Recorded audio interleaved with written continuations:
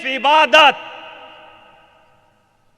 صرف عبادت کا مطلب اب دوسرا کوئی کام ہم نہیں کر سکتے. جیسے کسی کو آپ سروس دیجئے اپنے ادارے میں, اپنے انسٹیٹیوٹ میں, اسکول میں, مدرسے میں, فیکٹری میں, اور کہیے کہ اس فیکٹری میں تمہیں 24 آور گزارنا ہے, یہیں رہنا ہے, کہیں نہیں جانا, صرف یہیں. آپ بے روزگار تھے, آپ نے سروس کو منظور کر لیا. اب آپ کی ڈیوٹی کیا ہے کہ 24 گھنٹے آپ وہیں رہیں, کہیں نہ جائیں. اگر کہیں بھی گئے تو یہ خلاف ورزی ہے, یا آپ نے اپنی ڈیوٹی کے خلاف کام کیا. اس نے کہا تھا صرف یہیں رہنا. بلا تمثیل خدا فرماتا ہے صرف عبادت کرو. تو صرف عبادت. وہ ہمارا حال کیا؟ ہم دکان کھولے بیٹھے دھندا کر رہے ہیں, شادی بیاہ کر رہے ہیں, ادھر ادھر سفر کر رہے ہیں, دوستوں سے ملتے نظر آ رہے ہیں, ہم اپنے گھروں میں گپاسٹنگ کر رہے ہیں, ہم عبادت سے دور ماں باپ میں لگے ہیں, بیوی بچوں میں لگے ہیں, کھانے پینے میں لگے. خدا نے عبادت کے لیے پیدا کیا تو اے بندے تو کھانا کیوں کھاتا ہے؟ جتنی دیر کھانا کھائے گا عبادت سے دور رہے گا. وہ اللہ فرماتا ہے صرف عبادت. صرف کا مطلب کہ اگر تمہاری زندگی 50 سال کی ہے تو 50 سال میں 1 سیکنڈ بھی ایسا نہ ہو جو عبادت سے خالی ہو.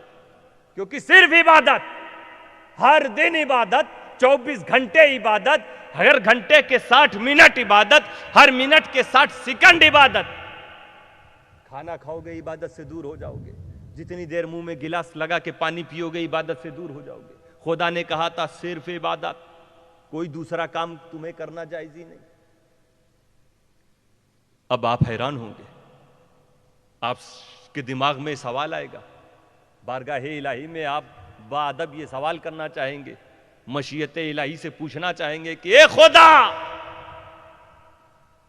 اگر تو ہمیں صرف عبادت کے لیے پیدا کرنا چاہتا تھا تو ہمیں انسان کیوں بنایا؟ ہمیں فرشتہ بنا دیتا. فرشتوں کو بھوک نہیں لگتی, فرشتوں کو پیاس نہیں لگتی, فرشتوں کو نیند نہیں آتی, فرشتوں کو ضرورتیں نہیں ہیں کہ وہ دکان میں بیٹھے دھندا کریں. انہیں کوئی ضرورت نہیں, نہ بھوک, نہ پیاس, نہ نیند. خدا کی عبادت میں لگے, تسبیح میں, تقدیس میں, ذکر میں. شان دیکھیے آیت کریمہ میں کہ اس میں فرشتوں کا ذکر ہی نہیں. جو ہر وقت عبادت کرتے ہیں اللہ تعالیٰ ان کا ذکر ہی نہیں کر رہا. کیا فرمایا؟ وَمَا خَلَقْتُ الْجِنَّ وَالْإِنسَ, جن اور انسان کو صرف عبادت کے لیے پیدا. ملک کا ذکر ہی نہیں, جبکہ ملک صرف عبادت کر رہا ہے.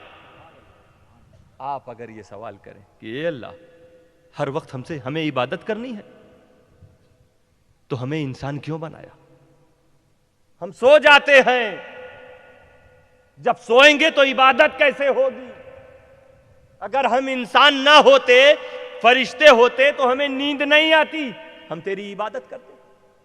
عبادت کرانی تھی تو انسان کیوں بنایا؟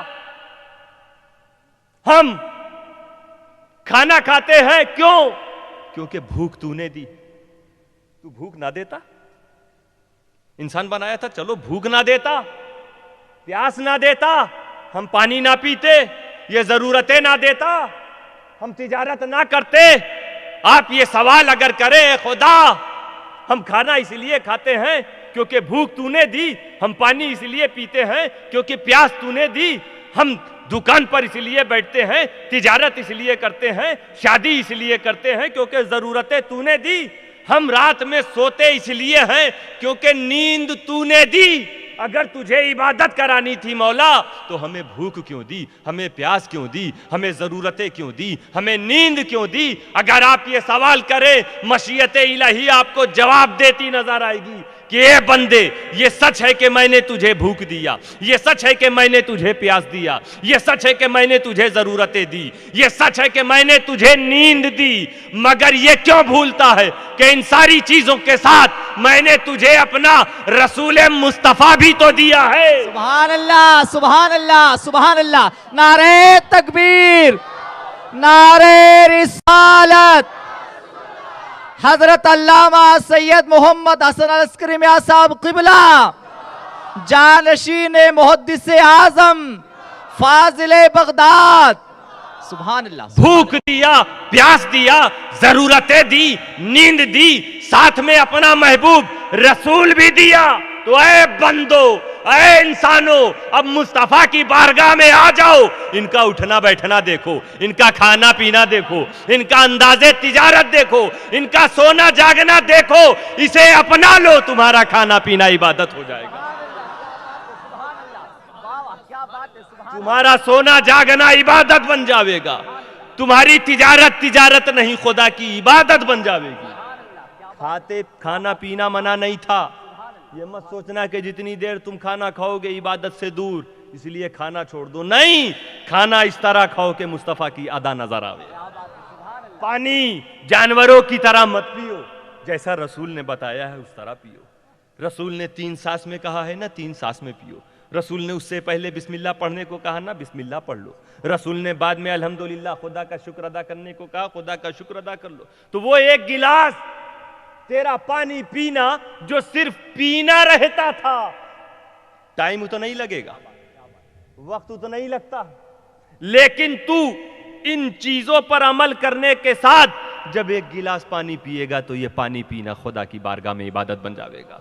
کھانا منع نہیں ہے، مگر یہ دیکھو رسول نے کس کھانے کو کھانے کا حکم دیا ہے، کس کھانے سے ہمیں روکا ہے، کون سی چیز پینے سے منع کی ہے، کون سی چیز پینے کا حکم دیا ہے. رسول کے حکم پر عمل کرتے ہوئے اپنے کھانے پینے کے سسٹم کو بنا لو، یہ کھانا پینا عبادت ہو جائے گا. شادی میں نیت تمہاری اچھی ہو، شادی نیت ہو جائے، عبادت ہو جاوے گی.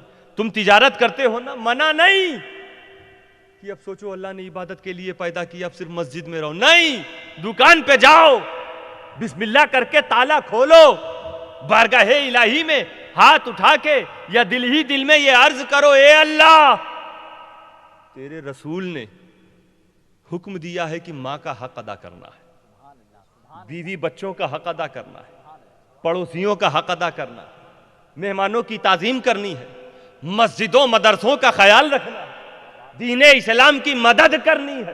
مولا میں نے دکان کھول لی، اب اس تجارت میں، اس دھندے میں تو اتنی برکت عطا کر کے میں سارے حقوق ادا کروں. جس روز تو یہ سوچ کر اپنی دکان پر بیٹھے گا، تیری تجارت نہیں، خدا کی عبادت نظر آئے گی. منع نہیں ہے سونا. ماشاءاللہ بہت دور سے نعرہ لگ رہا ہے، مگر ہم سب کو اس پر عمل کرنا ہے. اسی لیے میں کہہ رہا ہوں معراج کا پیغام ہی یہی ہے. دیکھ لو رسول نے جن چیزوں کو کھانے سے منع کیا تھا، کچھ لوگوں نے وہ چیز کھائی تو معراج کی رات نبی اکرم دوزخ کو میں دیکھ رہے ہیں، جو عذاب نازل ہو رہا، کیسے کیسے لوگوں کو دیکھا رسول نے. کوئی خون کے دریا میں ڈوبا ہے، اٹھتا ہے پھر ہتھوڑے مارے جاتے ہیں اس کو. کیوں؟ کیونکہ یہ بیاج کھاتا تھا، غلط دھندا کرتا تھا، رسول کے طریقے پر نہیں چل رہا تھا، دھندے کو عبادت نہ بنا سکا. جہنم میں رسول اسے دیکھ رہے ہیں عذاب میں. معراج کی رات کے اس پیغام کو مت بھولو. غیبت خوروں کا کیا انجام تھا وہ بھی دیکھ لیا. کس نے کیا کیا؟ رسول کو پوری سیر کرائی گئی جہنم اور جنت کی. یہ رسول کے اختیار کی بات ہے، دکھایا جا رہا. تو کچھ لوگ کہتے ہیں کہ نہیں کچھ ہوا ہی نہیں، وہ کوئی خاص بات نہیں، اس کو کرو ہی مت. تو سونا منع نہیں، لیکن سونے سے پہلے تم عاشق مصطفیٰ ہو، ایک بار خیال کر لیا کرو کہ رسول نے کیا حکم دیا.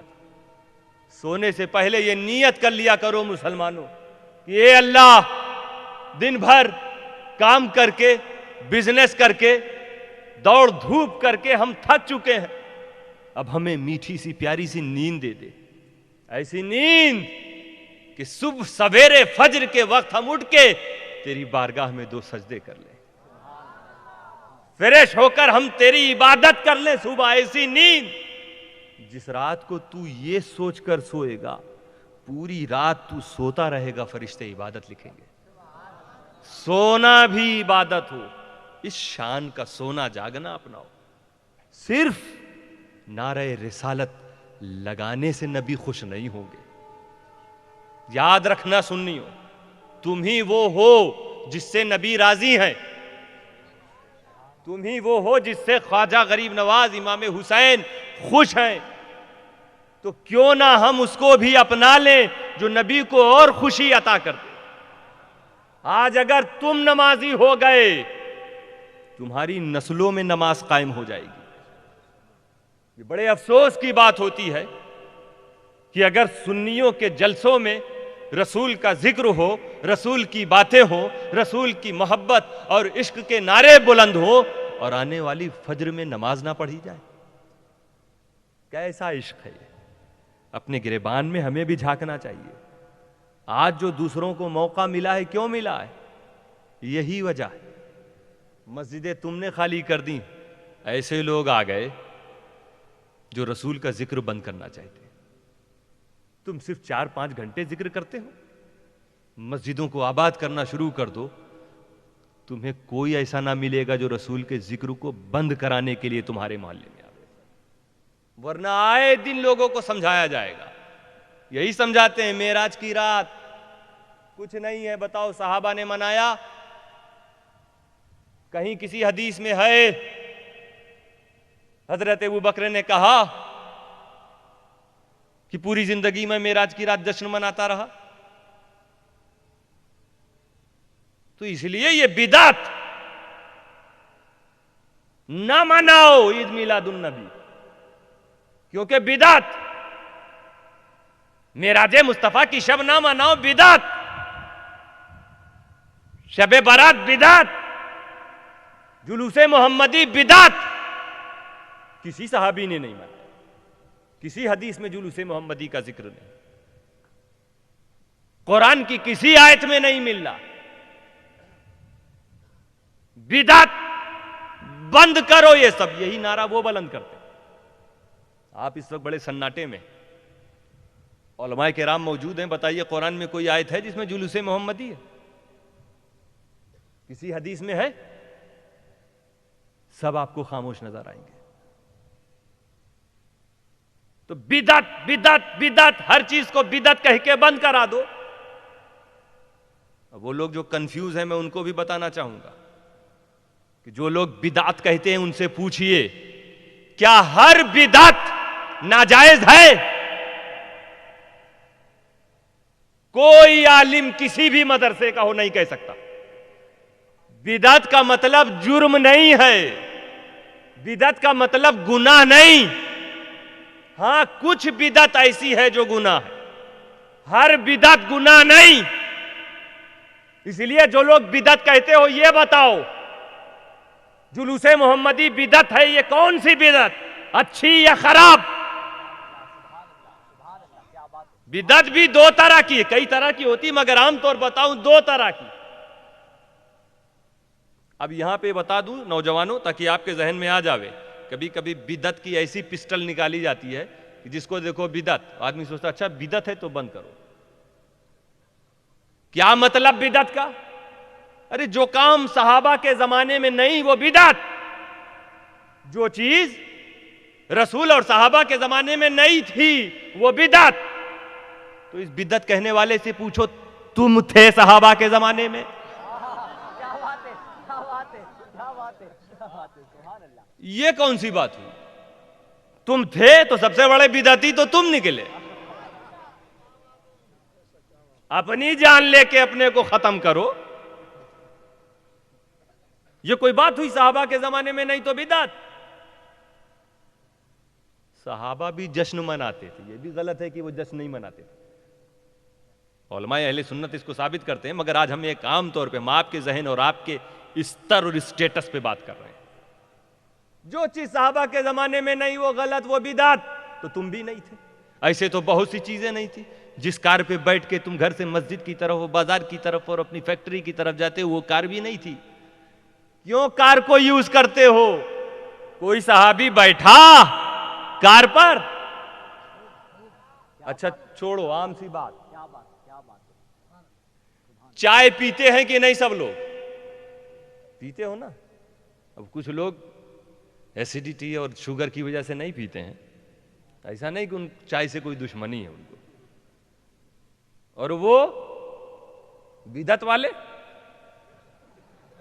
وہ نہیں پیتے ہیں کیا چائے؟ بتاؤ کہاں ہے قرآن میں کہ چائے پینا جائز ہے؟ کون سی حدیث میں لکھا ہے کہ رسول نے اور صحابہ نے چائے پی؟ چائے صحابہ کے زمانے میں نہیں، تو بند کرو اپنے مدرسوں کے باہر چائے کے ہوٹلوں کو، کہو چائے والوں سے کہ یہ بدعت کا کام کیوں کر رہے ہو؟ یہ بھی تو بدعت ہے، چائے پان۔ کس صحابی نے پان کھایا؟ تو پتہ یہ چلا کہ جو کام صحابہ نے نہیں کیا ہے اس کا مطلب قیامت تک اب کوئی نہ کرے، ایسا نہیں۔ صحابی نے چائے نہیں پی، بعد میں لوگ چائے پی رہے ہیں۔ صحابی نے پان نہیں کھایا، اب لوگ کھا رہے ہیں۔ یہ ضروری نہیں کہ صحابہ نے کوئی کام نہیں کیا، ہمیں معلوم نہیں انہوں نے کیا کہ نہیں کیا تو ہم بھی نہیں کریں گے، کہ صحابی نے نہیں کیا تو ہم بھی نہیں کریں گے۔ یہ نہیں دیکھا جاتا، یہ دیکھا جاتا ہے کہ صحابی نے کس کام سے روکا ہے، منع کیا ہو، رسول نے یا صحابی نے یا قرآن میں منع آیا ہو کہ یہ کام نہیں کر سکتے، بس اس کام سے ہم رکیں گے۔ باقی جو نیا کام قرآن اور حدیث سے ٹکرا نہ رہا ہو اسے ہم کر سکتے ہیں۔ اب سمجھانے کے لیے کہتا ہوں، چائے ہم پی سکتے ہیں کہ نہیں؟ قرآن اٹھا کے تلاش کرو، الحمدللہ سے والناس تک پڑھ ڈالو گے، کہیں چائے کا ذکر ہی نہیں آئے گا۔ اب فیصلہ کیسے کیا جائے کہ چائے ہم پی سکتے ہیں کہ نہیں؟ کیونکہ قرآن میں کہیں نہیں چائے، لاکھوں حدیثیں جو موجود اس میں کہیں چائے کا ذکر نہیں، تو اب کیسے ڈیسیزن لے کہ چائے ہم پی سکتے ہیں کہ نہیں؟ شراب پی سکتے ہیں کہ نہیں؟ قرآن اٹھایا، کچھ آگے چلے آیت کریمہ مل گئی، اللہ فرماتا رجس من عمل الشیطان، یہ شراب پینا، یہ نجاست، یہ گندگی شیطان کے کام، فاجتنبوہ، اس سے بچو۔ اللہ فرما رہا، قرآن میں موجود، بچو، ہم رک گئے۔ چائے کے بارے میں کہیں نہیں کہ بچو، تو اس کا مطلب چائے پینے کی اجازت ہے۔ شراب سے منع کر دیا، اب شراب نہیں پی سکتے۔ سود سے منع کر دیا گیا، اب سود نہیں کھا سکتے۔ ماں باپ کی نافرمانی سے منع کیا گیا، نافرمانی نہیں کر سکتے۔ جن چیزوں کا قرآن میں ذکر آ گیا کہ یہ نہ کرو، حدیث میں آ گیا یہ نہ کرو، اب ہم وہ نہیں کر سکتے۔ اور جس کے بارے میں قرآن اور حدیث خاموش، ہم وہ کام کر سکتے ہیں۔ جلوس کہاں لکھا ہے قرآن میں کہ ناجائز؟ کہاں قرآن اور حدیث میں ہے کہ شب معراج ناجائز؟ کہاں لکھا ہے کہ میلاد مصطفیٰ نہ مناؤ؟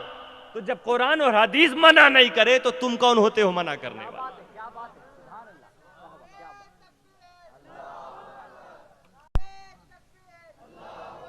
آج اس بات کو سمجھنا ضروری بھی تھا، اور وہ لوگ جو بھی کنفیوز ہیں، کل آپ اپنے علماء سے پوچھئے کہ جو آپ نے منع کیا تھا شب معراج کو نہ مناؤ، کچھ نہیں، کہاں لکھا ہے کہ نہ مناؤ؟ ہم اس کام سے رکیں گے جو ہمارے قرآن سے اور حدیث سے ٹکرا رہا ہو۔ جسے قرآن اور حدیث نے منع کر دیا ہم وہ کام نہیں کریں گے۔ باقی جن کاموں کا ذکر قرآن میں نہیں اور وہ قرآن سے ٹکرا نہیں رہی ہیں، وہ کام ہم کر سکتے ہیں، چاہے وہ جلوس ہو، چاہے وہ میلاد ہو۔ اور میلاد وغیرہ تو قرآن سے ثابت ہو سکتا ہے، یہ ذکر وغیرہ تو ایسا نہیں کہ قرآن میں نہیں ہے، اسے ثابت کیا جا سکتا ہے، مگر عشق کی نگاہ چاہیے۔ کی سب سے بڑی نعمت اللہ تعالیٰ فرماتا ہے اما بنعمت ربک فحدث، اپنے رب کی نعمت کا چرچا کرو، یہ اللہ نے قرآن میں فرمایا۔ تو جو بھی اللہ کی نعمت ہوگی اس کا چرچا کرو گے کہ نہیں؟ تمہارے گھر میں بچہ پیدا ہوتا ہے تو کہتے ہو خدا کی نعمت، اور جس کے صدقے میں ساری کائنات پیدا ہو، وہ پیدا ہو تو وہ نعمت نہیں؟ خدا کہہ رہا ہے نعمت کا چرچا کرو، تو رسول کی پیدائش سب سے بڑی نعمت، تو میلاد مصطفیٰ کیا ہے؟ اسی نعمت کا چرچا۔ تو پتا چلا میلاد منانا یہ قرآن ہی اس کا حکم دے رہا ہے، کیونکہ میلاد منانا بھی نعمت ہے۔ مگر اے سنی مسلمانوں، تم سیدھے راستے پہ چل رہے ہو، تم کوئی ایسا کام نہیں کر رہے ہو جسے قرآن نے روکا، جسے حدیث نے روکا، لیکن ہاں عقیدہ کے لحاظ سے ہمارا کوئی ایسا کام نہیں ہے جو قرآن اور حدیث کے خلاف، لیکن عمل رب تعالیٰ فرماتا ہے ہم نے صرف عبادت کے لیے پیدا کیا تھا۔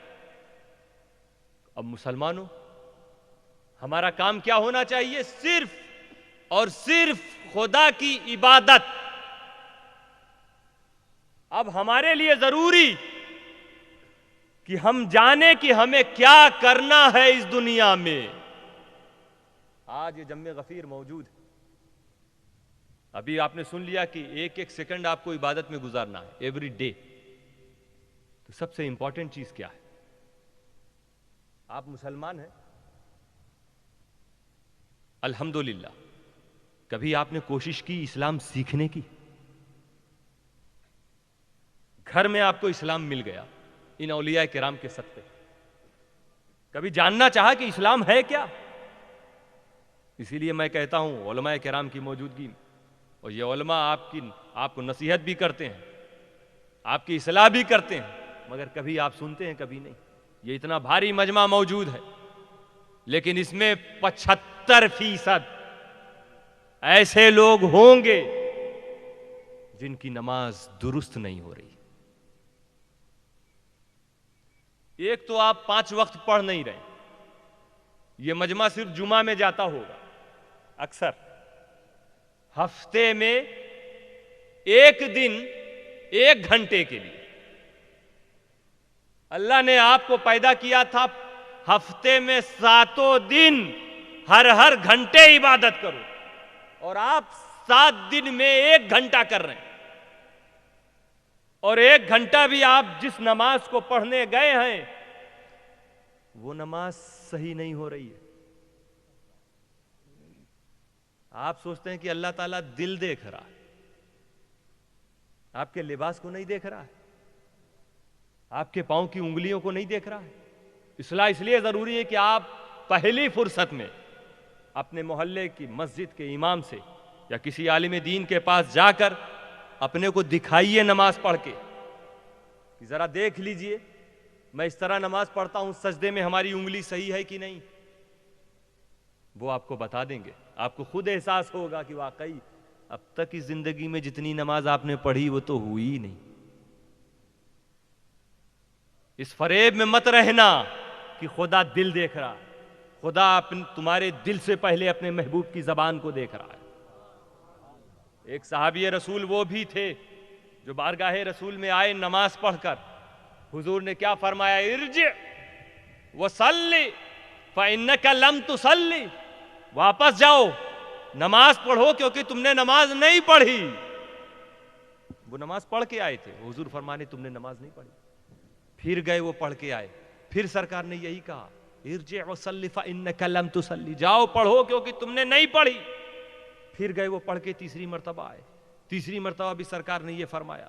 پھر لوٹے وہ، سرکار پھر فرما رہے ہیں، تو وہ صحابی کیا کہ سمجھ گئے کہ لگتا میری نماز میں کچھ خرابی ہے۔ انہوں نے یہ نہیں کہا کہ یا رسول اللہ میں تو نماز پڑھ کے آ رہا ہوں، خدا دل دیکھتا۔ انہوں نے کیا فرمایا؟ یا رسول اللہ علمنی یا رسول اللہ، اے اللہ کے رسول مجھے نماز سکھا دیجیے۔ کبھی تم نے اپنے امام سے کہا؟ کبھی تم نے کسی عالم دین سے کہا؟ وہ صحابی جن کے مرتبے تک کوئی پہنچ نہیں سکتا، وہ فرماتے مجھے سکھا دیجیے۔ تب رسول نے بتایا کہ نماز اطمینان سے پڑھی جاتی، رکوع کرو تو ایسے نہیں کہ کیا پھر کھڑے ہو گئے پھر سجدہ۔ کچھ لوگ سجدہ کرتے ہیں، سجدے میں گئے پھر ٹھیک سے بیٹھے نہیں کہ دوبارہ دوسرا سجدہ۔ یہ نماز کمپلیٹ نہیں ہے۔ رسول حکم دیتے ہیں کہ دوبارہ پڑھ۔ سجدے میں کتنی انگلی زمین پر لگی رہنی چاہیے آپ کو نہیں معلوم۔ کتنے لوگ ایسے ہیں جن کا دونوں پاؤں اٹھا رہتا ان کی نماز ہوتی ہی نہیں، یہ صرف اٹھک بیٹھک کر کے چلے گئے، ہفتے میں 1 نماز وہ بھی نہیں۔ کیسے مسلمان؟ اور آج ہم پریشان حال ہیں، ہم مصیبت زدہ ہیں۔ کیوں ہیں؟ یہ نماز تھی جو ہماری مصیبتوں کو دور کر سکتی تھی۔ رات بھر جلسہ سن کر سو جانا اس سے نہ نبی خوش، نہ حسین خوش، نہ غریب نواز خوش. اصلاح کر لو اپنی نمازوں کی. اولی پرشش نماز بواد. قیامت میں سب سے پہلے نماز کے بارے میں پوچھا جائے گا مسلمانوں. وہ نماز جو تم نے صحیح پڑھی نہیں، تمہارے کھاتے میں فرشتے کیا لکھیں گے؟ تمہیں نہیں معلوم کہ کتنی انگلیاں رہنی چاہیے سجدے کی حالت میں. کچھ لوگ اپنی پینٹ کو فولڈ کر کے موڑ کے اوپر سے یا نیچے سے پیجامے اور پینٹ کو فولڈ کر لیتے ہیں.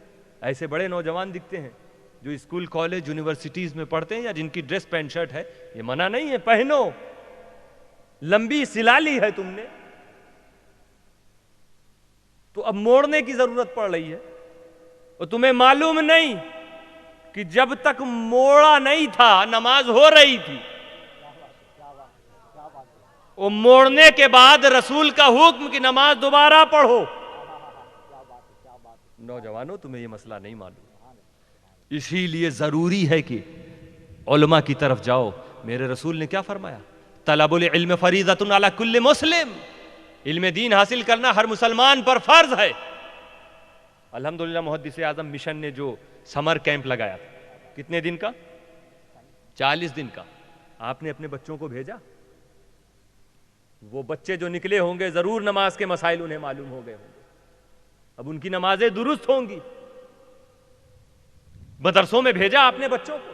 یہ ضروری نہیں ہے مسلمان کے لیے. حضور نے یہ نہیں فرمایا کہ 8 سال مدرسے میں پڑھو.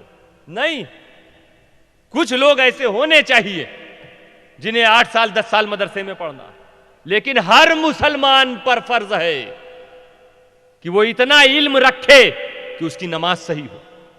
روزہ تم پر فرض، تو روزہ کیسے صحیح ہوگا یہ سیکھنا ضروری. نماز فرض، نماز کیسے صحیح ہوگی یہ سیکھنا ضروری. آج مسلمانوں کے لیے سب سے امپورٹنٹ چیز یہی تھی کہ ہم اپنی نماز کو درست کرتے. انشاءاللہ آئندہ سال پھر محدث اعظم مشن کی طرف سے یہ کیمپ لگایا جائے گا.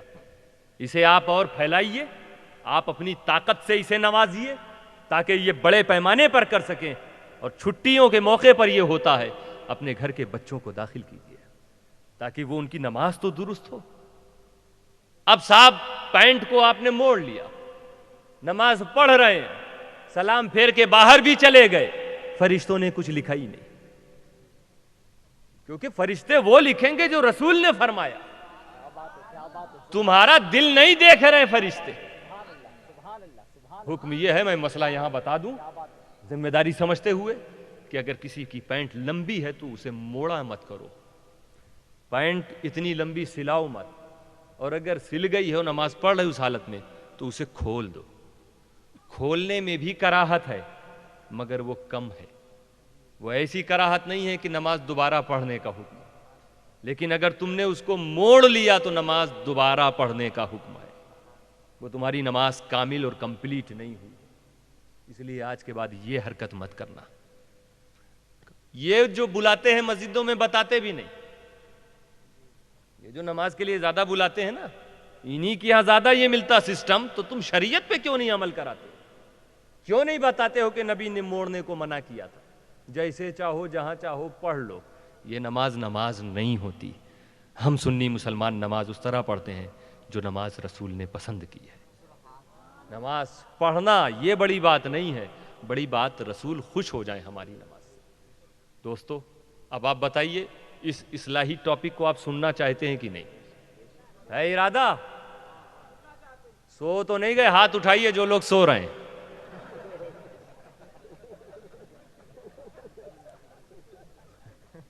ماشاءاللہ سب جاگ رہے ہیں. اور آج کچھ لے کر جائیے گا. ہمیں اور آپ کو اپنی اصلاح کرنی ہے. ہم پریشان کیوں؟ ہم مصیبت زدہ کیوں ہمارے گھروں کو جلا دیا گیا؟ کیوں ہماری عبادت گاہوں کو مسمار کیا گیا؟ ہمارے عقیدت کے مرکزوں کو آگ لگائی جائے؟ ہمیں کاروباری طور پر توڑا جائے پلاننگ کے تحت؟ کیوں ہمیں ذلیل و رسوا کیا جا رہا ہے؟ کیا بات ہے کہ ہم رسول کے عاشق، خدا پرست، اولیاء کرام کے ماننے والے وہ ہماری مراد پوری نہ ہو. کتنے ایسے لوگ ہیں جن کی مراد پوری نہیں, اجمیر جا کے لوٹ آئے, مراد پوری نہیں ہوئی. بغداد کے نام نیاز دیا شاہ بغداد کے نام, مراد پوری نہیں. مخدوم اشرف کا چراغ بھی جلایا, مراد پوری نہیں. اولیاء کرام کی محفلیں سجائیں, مراد پوری نہیں. ایسے بہت سے لوگ ہیں جو بارگاہ غریب